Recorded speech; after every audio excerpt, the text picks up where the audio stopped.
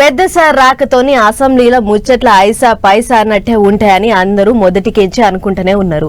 అన్నట్టే రెండో నాడు సార్ లేకున్నా డి అంటే డి అన్నట్టే నడిచినాయి ముచ్చట్లు. అగొగ్గా ముచ్చట మీద ఇవాళ కార్ పార్టీ వాళ్ళు రాష్ట్రం అంతా లొల్లికి దిగిర్రు.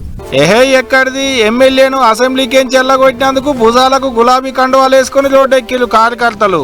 అసెంబ్లీలో స్పీకర్ మీదకి అడ్డగోలిగా మాట్లాడిండని ఎమ్మెల్యే జగదీష్ రెడ్డి సార్ను అసెంబ్లీ మీటింగ్లకెంచి సస్పెండ్ చేసిన ముచ్చట ఎలుకున్నదే కదా. అగో గదే ముచ్చట మీద కార్యకర్తలంతా రోడ్డెక్కాలే, షెయి పార్టీ వాళ్ళకి ఎదురు తిరగాలే, ధర్నాలు చేయాలని పిలుపునిచ్చిండు కార్ పార్టీ ముఖ్య లీడర్ కేటీఆర్ సారు. ఇక సారు మాట అంటే మామూలుగా ఉంటదా మనోళ్ళ జోరు. కర్రలకు గడ్డి కట్టిర్రు, బొమ్మలు చేసిర్రు, రోడ్డెక్కిర్రు. ఓ రోజు పోలీసు వాళ్ళు లాగబడుతున్నా అస్సలు ఆగుతలేరు. గీ తీరుగా ఎగబడి రోడ్ల మీద కురికిర్రు. షెయి పార్టీ వాళ్ళ బొమ్మలను తగలబెట్టిర్రు. మలక్పేటలో దిష్టి బొమ్మలు పట్టుకుని రోడ్ల మీదకి వస్తుంటే వద్దని పోలీసు వాళ్ళు అడ్డం తిరిగినా అస్సలు ఇంటలేరు. ఆదిలాబాద్ లో కూడా అంతే. కార్ పార్టీ వాళ్ళ ఆఫీసు ముంగట నిలబడి గవర్నమెంట్ వాళ్ళను సాపించుకుంటూ నినాదాలు చేసిర్రు కార్యకర్తలు. బోర్డు పొల్ల కూడా బొబ్బ అయింది. ఏడ చూసినా కార్యకర్తలే కానొచ్చారు కానీ నిన్న గంత పెద్దగా ఆవాదించిన జగదీష్ అన్న మాత్రం ఏడ కనపడలే. ముఖ్యమైన లీడర్ లెవెల్ కంటపడలే.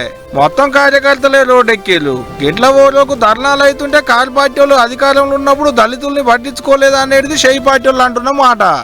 ఈ రోజు మా స్పీకర్ ప్రసాద్ గారినే కాదు, మీ ప్రభుత్వం గతంలో గాని మీ పార్టీ గాని ఏ రోజు కూడా దళితులకు విలువనియని పరిస్థితి ఉంది. ఇవాళ నియోజకవర్గాల్లో ప్రజాస్వామ్యానికి వ్యతిరేకంగా ప్రవర్తించిన వాళ్ళే మళ్ళీ నిరసన చెప్తున్నట్టే ఇది పూర్తిగా హాస్యాస్పదం. ఇది వాళ్ళకు కనీస జ్ఞానం రావాలి, ప్రజాస్వామ్య విలువలను కాపాడడానికి. ఇదిట నడుస్తుండగానే సందని సీఎం సార్ మీదకి పేట్ బషీర్బాద్ పోలీస్ స్టేషన్ లో కేసు పెట్టిరు. ఇద్దరు ఎమ్మెల్యేలు ఎమ్మెల్సీ కలిసిపోయి రాష్ట్రానికి తొలుత ముఖ్యమంత్రి అయిన కేసీఆర్ సార్లు చిన్నతనం చేసి మాట్లాడినందుకేనట ఆ కేసు. ఏదైతే గాని తెలంగాణలో రాజకీయమే అలాగే నడుస్తుంది పో.